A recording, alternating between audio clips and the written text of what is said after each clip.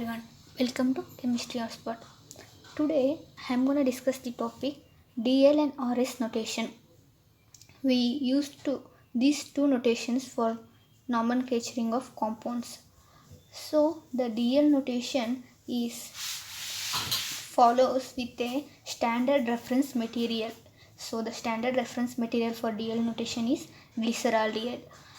And in case of RS notation, there is no standard material.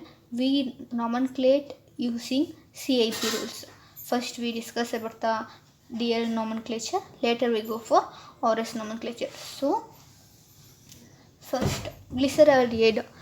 With standard reference of glyceraldehyde, we will nomenclate the compounds. This is the old method, and for this type of nomenclature we will name it as relative configuration.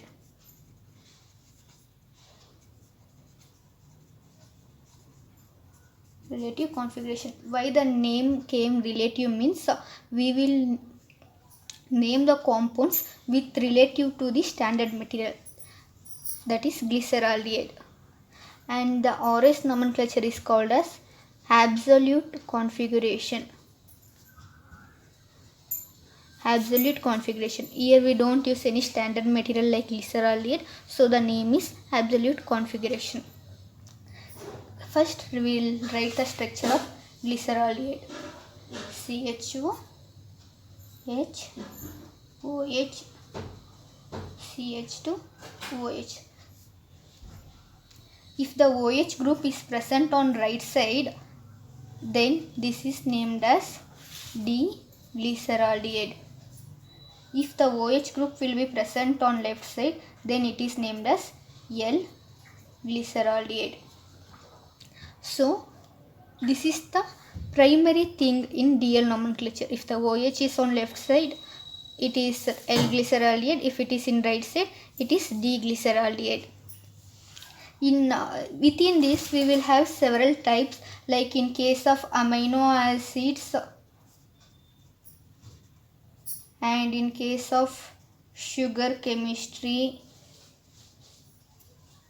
In case of amino acid, we will consider if like a single chiral center means there is no any confusions. If the molecule has more than 2 or 3 chiral centers,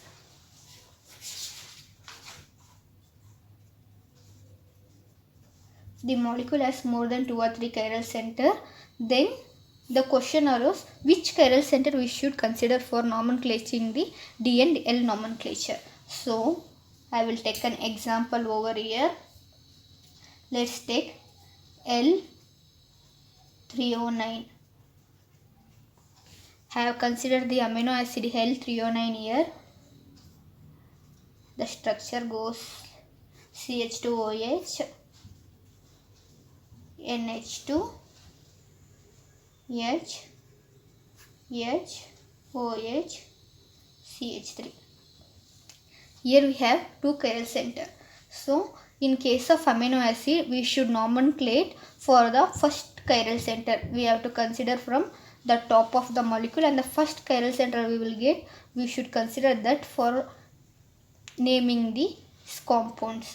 So here in case of glyceraldehydes, that is carbohydrates groups, we will consider OH as the standard reference, whether OH is on right side or left side. In case of amino acid, we will consider NH2 instead of OH.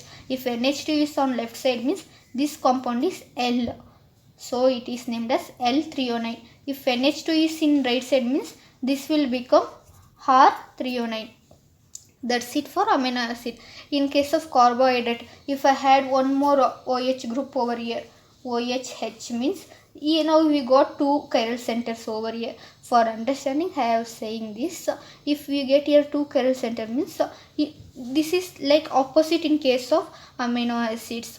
In amino acids, we will consider the first chiral center we obtain up from top to bottom. In case of sugar chemistry, we will nomenclate from like from down onwards, that is the chiral center we get first from down, or in other words the last chiral center we get from top to bottom. So here we will nomenclate the last chiral center, that is this one.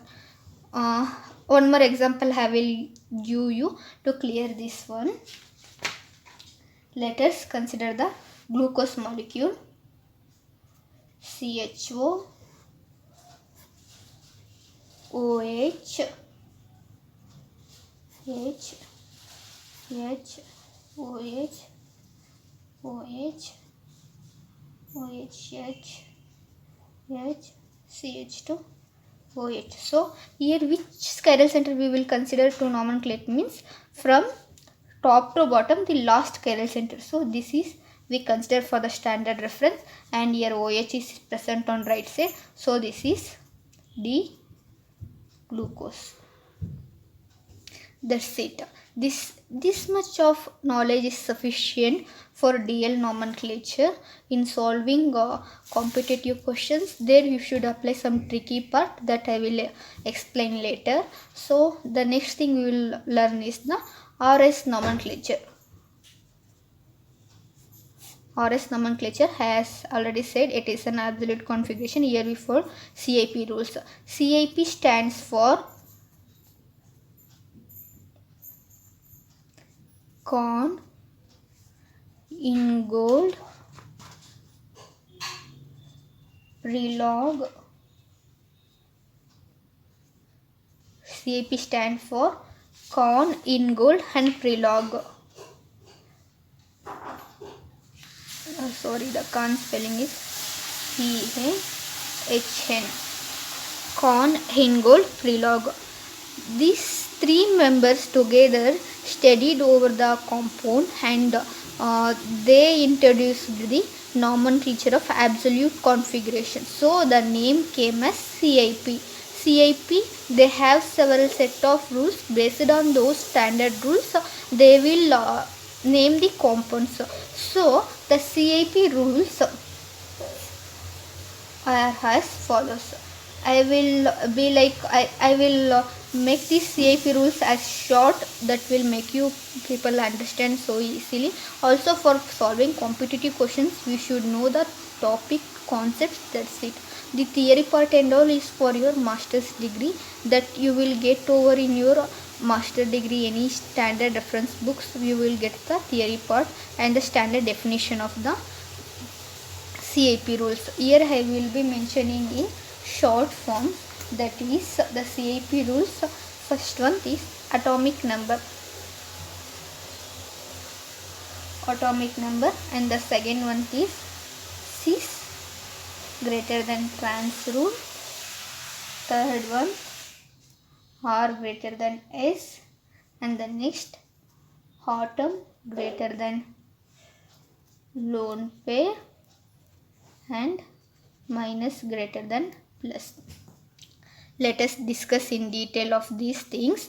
Atomic number, based on the order of atomic number, we name the compound. That is, if consider A, B, C, D as the order of the atoms attached to one chiral center. If this is an chiral center, A, B, C, D, like this, 4 atoms are attached over here. The atom which having highest atomic number will get highest priority. So we will give the number as 1. If the order is like this, means the atomic number of A is greater than B, B is greater than C, C is greater than D. So the priority will go as 1, 2, 3, 4. So here we name, for this it is 1 priority, this is second, this is third, and this is 4. And if the 1, 2, 3, 4 it is going in anti-clockwise direction, means we will name it as S configuration.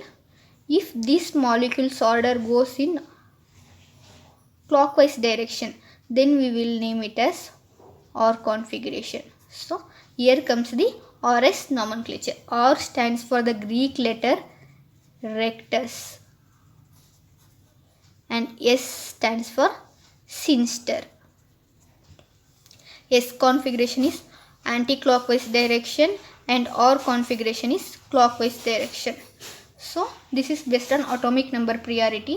If in case of cis or trans isomers, cis gets priority over trans isomers, and in case of RS, like some of the complex molecules will have 2 to 3 chiral centers. In that each chiral center we will give the RS name. So within that, if we consider the whole molecule priority, we should take R as first priority than S configuration.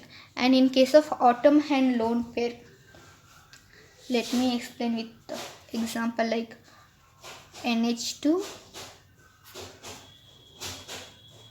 NH3 plus.